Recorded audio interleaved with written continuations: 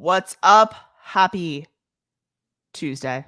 Happy week. Hope everyone is having a great day here with another episode of the Moving to Texas podcast. Katie Day with the Moving to Texas team here with Paige Bowman of the Mortgage Collective. What's going on, Paige? You know, it's Monday, Tuesday. That's what I've been saying all day today. That's cute. That's cute. It when Monday's a holiday, I don't know about you. I worked yesterday, so I did work yesterday, but it still really feels, some people are like, I don't want to talk today. It's a holiday. I'm enjoying my day off. And I'm like, hey, I understand. All good. I envy them. That's nice. All right. Well, let's dig in. We are in the month of January. It's been a while since we've done one of these, so I appreciate you hopping on here with me. I've been wildly inconsistent, so I appreciate the one, person that's watching right now or two people that are listening. So very much appreciated. If you are out there watching, please feel free to drop us a comment where you're watching from and say hello. And if you're watching a replay, drop us a comment then as well. That's totally cool. So one thing that we've been talking about kind of anecdotally with other agents across the country, and I'm sure you've been seeing this as well, maybe with other mortgage professionals across the country, is this past few weeks has been a little busy in the real estate world. Yeah. Yes, it has been very busy. Our lead count is up. We just a good perspective is we already have more leads in January than we did all month of December. I mean that would be an interesting characterization. So one thing I think, is just we hear it all the time and it's a joke in the real estate world of I'm going to buy a house in the new year or whatever. But I do think that at a certain point around the holidays, especially with the way Christmas and New Year's both fell on the weekend, a lot of people were just hey, I'm traveling, I've got family stuff, I'm doing whatever. So I am waiting until the new year. And then, interest rates obviously were up and down and all around throughout the month of December. So I think buyers were just trying to figure out, what that was going to look like for them. It's interesting to see kind of things starting to shake out here in Houston. Yes, I would agree. And with the rates dipping down, that I think has also sparked enough people, all right, now's the time. Now's the time to pull the trigger on buying a house. Yeah. Well, and so I know you love and hate Mortgage News Daily because the numbers aren't always accurate to, what someone's numbers are. And so I think before we kind of dig into this particular, page and article and whatnot, keep in mind that interest rates are always going to vary based on your credit and financial background and down payment and loan type and all of the things. So, when you Google what are mortgage rates today, it's going to give you a number, sometimes higher or lower than what the actual number would be for you. So my 2 cents is always to be in touch with a mortgage professional so that they can let you know what's happening for rates for you on a regular basis. But article from Mortgage News Daily basically said mortgage rates were slightly higher this week. We saw lowest rates in how many months? 4 months last week? Well, it felt like a lot longer than 4 months, that's for sure. Yeah.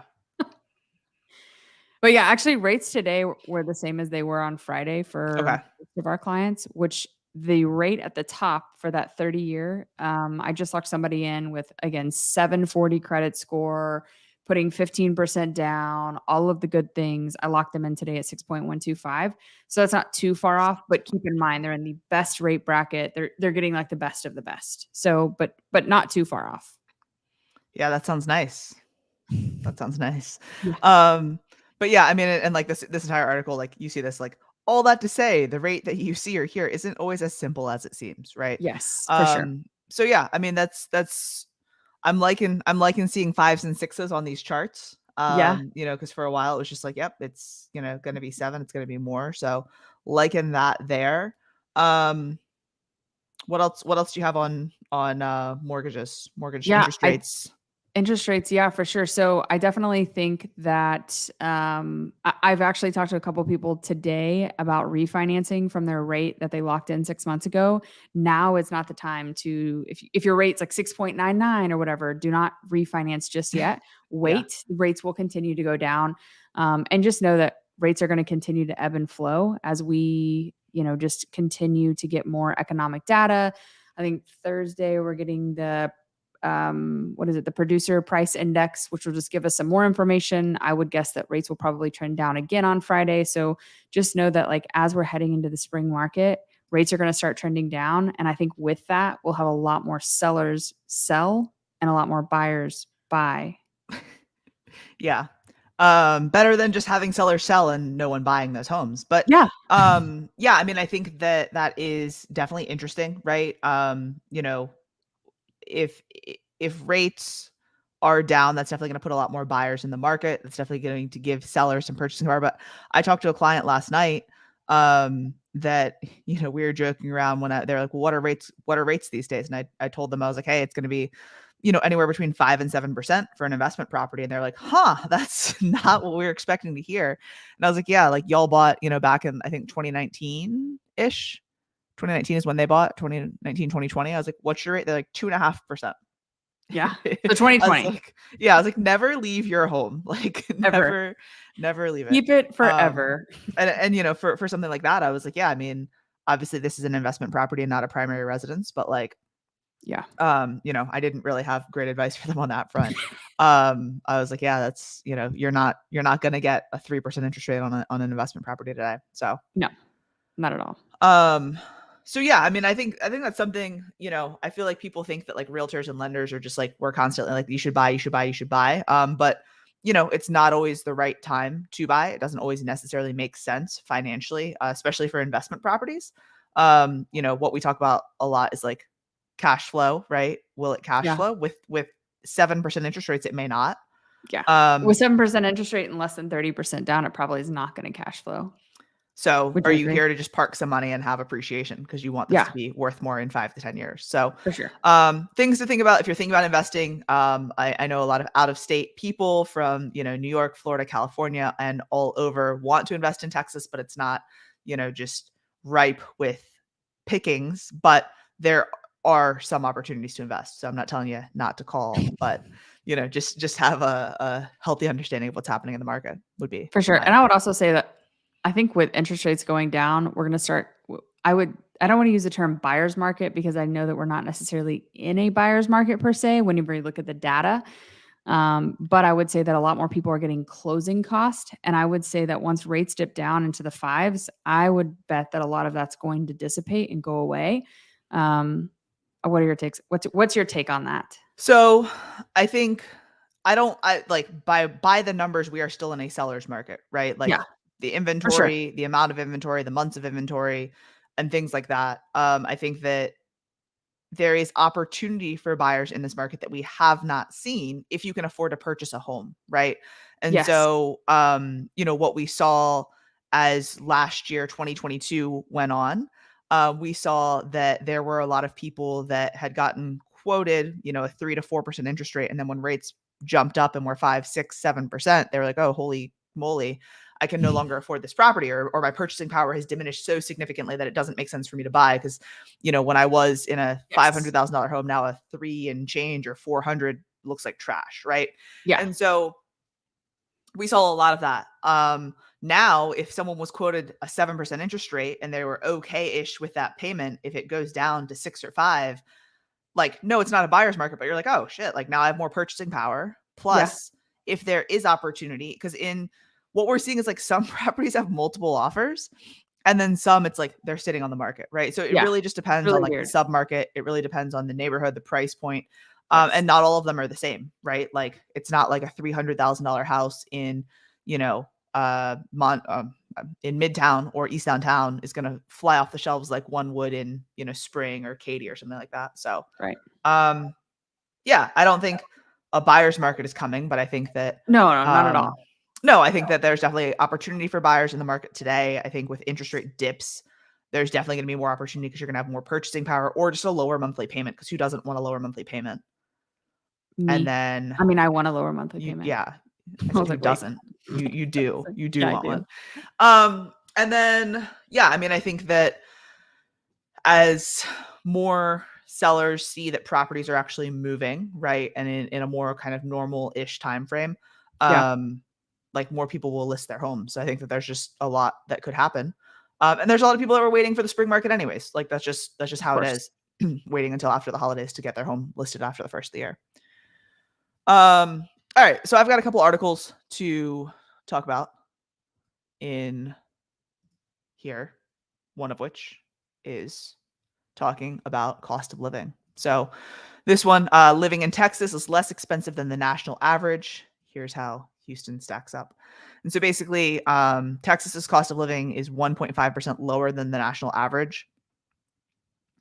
The pinkish ones are higher and the green ones are lower. And so we're seeing that Texas is one that is, Page just lost power. So that's cool. Trying to see how, there we go. Removed her from the live stream. So now I'm just going to kind of ramble. But anyways, so Texas's cost of living is 1.5% lower than the national average. And basically there are some other states that are lower, right? But utility prices are 14.1% lower. Housing costs and goods, which would be food, apparel, medical, transportation, and recreation, were lower by 4.4 and 1.4%. So for housing costs, they're 4.4% lower, and the goods, which is food, apparel, medical, transportation, all that, was 1.4% lower. So overall, Texas is a good place to buy. When we look at national averages, these are going to be the higher states. So Hawaii, California, New York, New Jersey, Washington, Mass, Maryland, Alaska, Colorado, and Oregon. None of those, I think, come as a surprise, just knowing those areas. And then when we look at the major Houston metro areas, Houston's in the middle, right? So Dallas has the highest cost of living, then Austin, then us, then San Antonio, then El Paso. Let's see. So yeah, utilities in Houston are lower, goods are lower, but housing is higher than the national average. Interestingly enough, in December, the Houston Housing Authority Board voted to move forward with 13 mixed income housing developments in order to make housing more affordable and widely available in the Houston area. And so that's something that when we take a look at the monthly or average sales price for Houston, we ended the year last year with an average sales price of around $413,000. So that is an uptick of about 10% on a year-over-year basis when we compare 2021 to 2022. So as far as affordable housing, definitely isn't the appreciation that we saw last year isn't helping as far as housing being affordable. When we look at December as a whole, we ended at $409 as the average sales price in the greater Houston area. So we should have the report for the month of January come out here in about a month, since we're nearing the end of the month right now.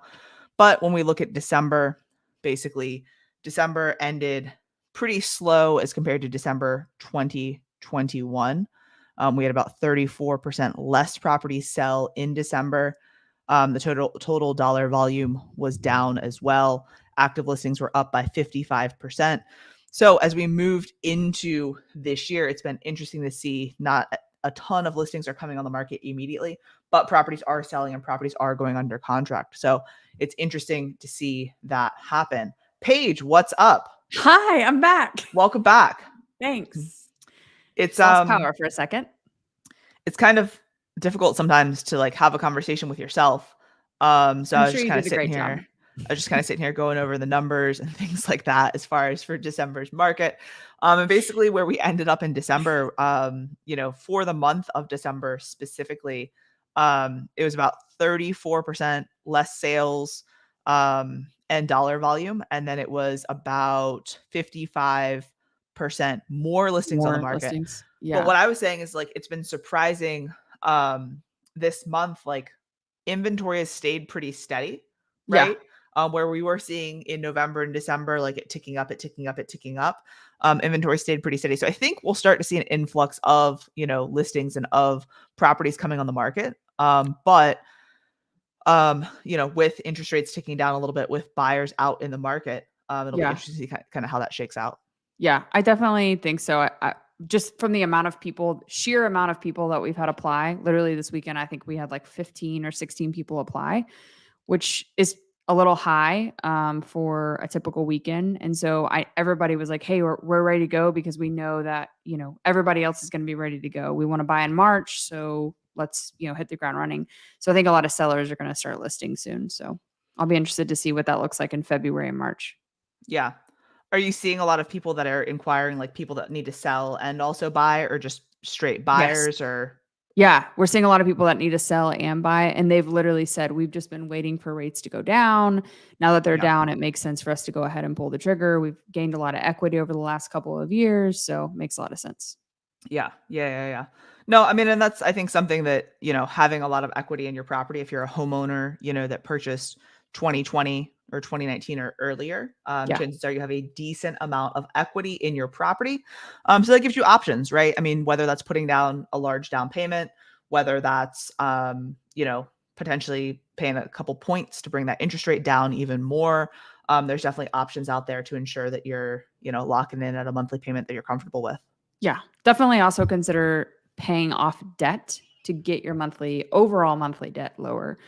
Because a lot of times, you've got installment loans or credit cards that you're paying a much higher payment and interest rate than you would on a mortgage. And so if your overall debt, if you want your house debt to be $4,000, well, if you can knock out $5,000 a month, or $500 a month, then, you could probably spend a lot more on your overall mortgage. Yeah, for sure. I'm trying to find, there is a press release. So HAR, what I was just taking a look at is like the monthly HAR market update for press releases. Getting a question from Matt as far as what rental activity looks like.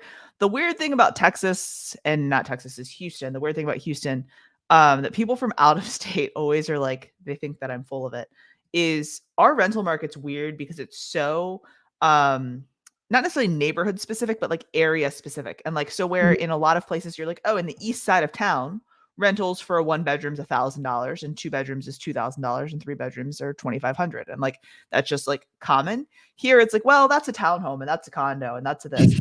But HAR puts out this press release that I'm trying to find. It could even be like, oh, you're on the east side of North Shepherd versus the west side of North Shepherd, and you want to get the 3 bedroom, 2 bath. It like the payment's like $500 to $600 difference. Yeah. I'm trying to find this rental thing. So bear with me here for a second, because they do a press release. Like, because I feel like the reason why I'm trying to pull this up is, realistically, like I would just be like giving you anecdotal, like, oh, well, we had a rental listing that went under contract and that was nice. But now, of course, I can't find it. Maybe they stopped. He just said it looks like HAR doesn't report rentals anymore. They were doing a monthly rental report, which is why I'm like, I don't know why I can't find it. I'm on here. Let's see. The newsroom is just, maybe they did take it down, because I'm on har.com and the newsroom is just the sales report that I just had pulled up. And then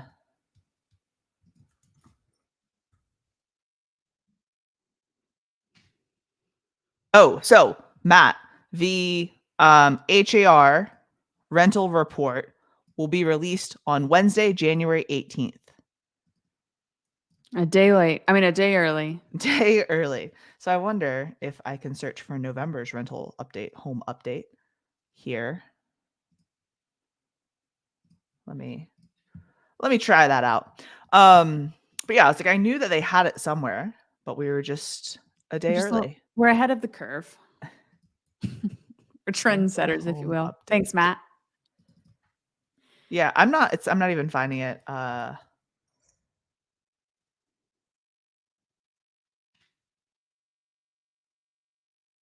we go. So here's the November report. We'll just get this pulled up here. They did break it out because, since the rental market was having pretty significant changes and gains as far as price appreciation on the rental side as well, they broke it out. I'm trying to pull it up now, and it's just moving very slowly on great. my computer screen.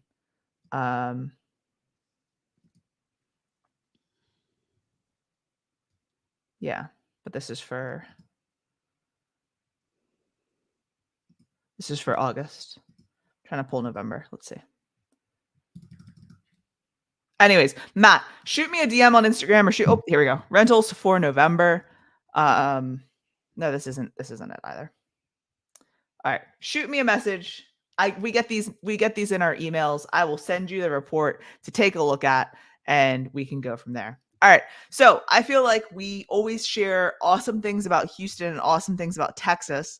Oh, one thing that I want to talk to you about, the rodeo schedule came out. Heck yes, it did. What are you going to? What are you doing? Did you buy any tickets? Oh, so you're a classic fan. I love classic 90s country. Okay. Like you can find me in the car jamming to alternative and grunge music, 90s specifically. 90s country or 2000s pop. Specifically. So here is the schedule. So we've got some people I've never heard of. I mean, Bun B Southern Takeover looks great. Very Houston. Yeah, that's a very Houston artist to play. We've got Zach Brown Band, always a classic. Brooks and Dunn, Jason Aldean. New Kids on the Block. I feel like that's, in knowing your audience. Yeah. I mean, I feel like a lot of these people are like from the late 90s, early 2000s, like Brad Paisley and Kenny Chesney and Jason Aldean and like, yeah. Then you've got like Machine Gun Kelly. Chainsmokers just one that I like. Yeah. Matt, my Instagram is MOVEMETOTX. Texas is TX. MOVEMETOTX. And she does not sell crypto, so don't get spammed. MOVEMETOTX. Yeah, no, I'm excited. I'm excited for the rodeo. We are actually going to do a content day at the rodeo. And we're going to go just eat fried food and talk to people and get some funny content. So I'm excited for that. If you need me to eat any fried food, just let me know.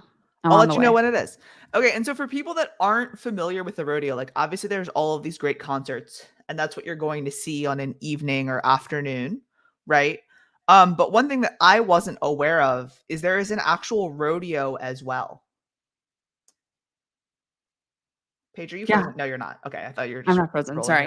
Yes, there is an actual rodeo as well. And there are cowboys and cowgirls doing their cowboys and cowgirl stuff. And so, yeah, so there's an actual rodeo as well. There is a carnival. There is carnival food. So it is an entire experience to go to. And I was not aware. I just thought I was going to like a Zach Brown Band concert.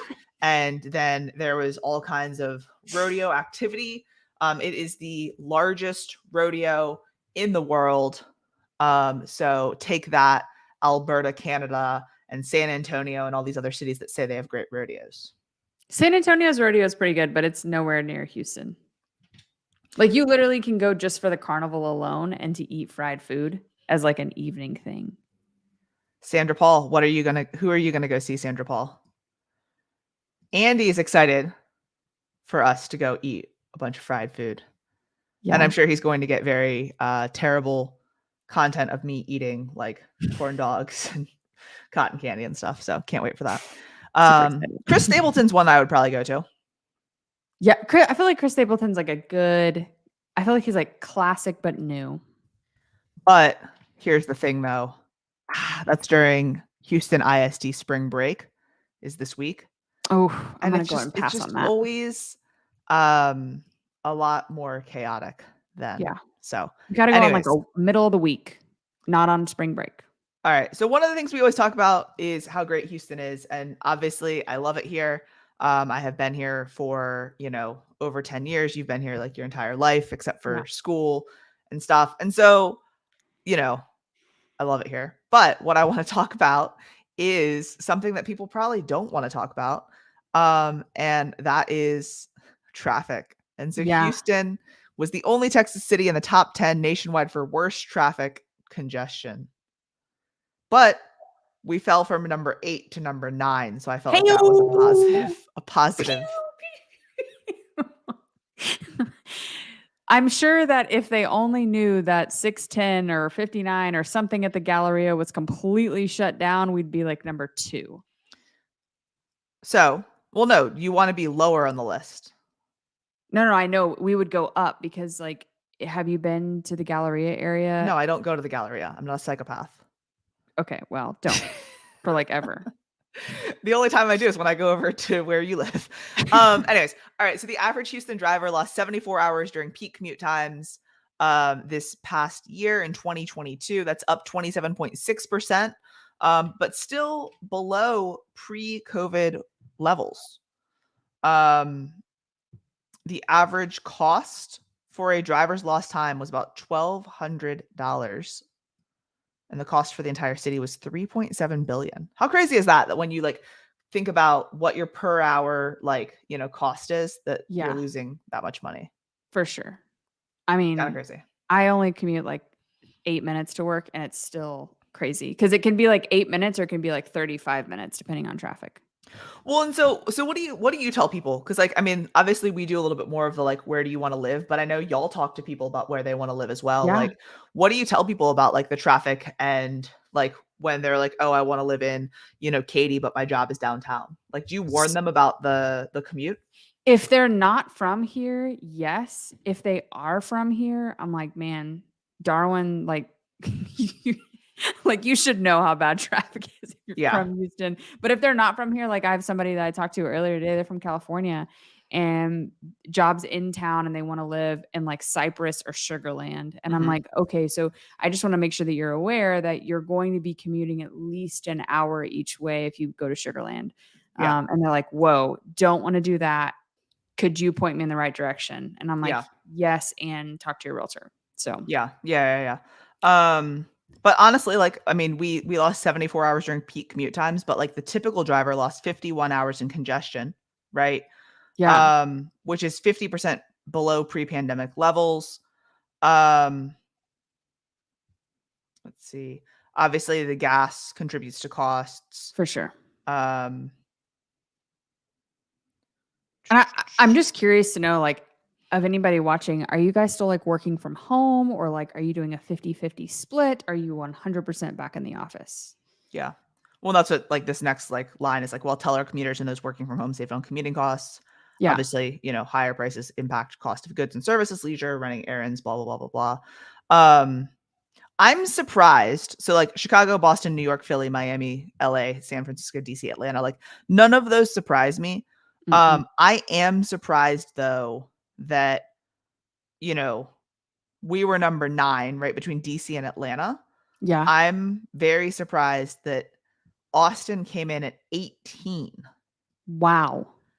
Because every time I go to Austin, no offense to Jeremy Knight, but the traffic there is just unreal. It's awful. I think Austin is worse than Houston. Yeah. Maybe we just don't know what roads to take. Maybe as a local, you get super secret roads and Houstonians have to drive on the traffic roads. I'm not that dumb, guys. Don't. So yeah, drivers in Dallas. Let's see. Dallas came in at 14. Austin came in at 18, which is worse. They were at 21 and they came in at 18. Well. Yeah, definitely. If you're never lived in Houston before and you're coming to Houston, definitely use Waze or Apple Maps to during 8 p.m. and 5 p.m. to tell you how long it's going to take you to get to your house. And then just add 20 minutes because it's always wrong. Always. Houston highways also tops a Texas A&M Transportation Institute study for 2022, funded by TxDOT. ranking the most congested highways in Houston. Coming at number 1 is Houston's Interstate 610 loop from the Katy Freeway to Interstate 69. Yeah. So that would basically be coming in from West Houston / Katy from 610 to 59. And I would agree that is one Awful. of the places in Houston that you could have traffic on a Sunday afternoon At 4 a.m. on a Sunday. on a Like, what are y'all doing? Go home. They're trying to. They're trying to. They're doing their best. I think part of the problem too with that 59 610 area is that there's almost always construction, right? Example, right now there's construction. I think that 610 loop, 259 or 69, whatever, is shut down right now. And so it's just awful. Yeah, right here. I used to go to the Galleria maybe like once every 6 months. And I think that I will probably not be going for a very long time. Yeah, I generally try to avoid it. Unless I'm not driving. I'm a fan of just sitting there, like sitting in the car. Snooze. I do fall asleep in the car if it's more than like 15 minutes. Unless I'm driving. I don't fall asleep when I'm driving. Perfect. Or at least I haven't yet. So anyways, what else do you want to share in regards to Houston real estate, Houston in general, anything that we didn't touch on today that you wanted to talk about this evening? Yeah, no, I think that's really it. I would say that if you're a buyer wanting to buy a home, get pre-approved ASAP and start your search, because there's a lot of people out there that are ready to start searching. And don't wait. Like, rates, I literally hate the saying, whatever it is, like something, the rate, the house, something, marry and date and whatever. But your rate's going to change. You can always refinance, but the opportunities that are out there won't be out there probably for another 3 to 6 months. So don't sit on it. The phrase is date the rate and marry the house. What? I think it's, I don't like it either. But what I do think is if you purchase a home and rates stay the same, you got a home at today's price, not tomorrow. So you win, right? If you buy a home today and rates do go down and you have the opportunity and financial means to refi, then you can and you win. So I definitely think that if you can afford to purchase with today's rates and what you're looking to buy, then do it. But if you can't, then wait. Yeah. Other than that, Dallas Cowboys won last night, which is a win. So go Texas. I mean, it's a loss because they're going to lose next week, but go Sports. I cannot believe that you just said that the Dallas Cowboys winning is a win. I mean, it was good for them because, we saved them from one more week of trolling, I feel bad for them sometimes because all we do is make fun of them. Because they're terrible people. Honestly, yes. And pitchers and catchers report in like less than 45 days. So baseball's coming back, guys. Yeah. Other than that, that's all. That's all I got. I think I saw a post today that was like, we're closer to the first pitch of 2023 than we are from the last pitch of the World Series. Yeah. So if you're into baseball, that's something that I'm sure would interest you. Yes. All right. Well, if you've got any questions, please feel free to shoot me a DM, comment on this video, let us know where you're watching from, and we will be back. I don't want to say next week because that really blocks you in and locks you into to commitment. We'll be back eventually. But we will be back with more information on Texas. Shoot me a DM if you have like stuff that you want us to talk about. Anyways, that's all we've got. See you next time.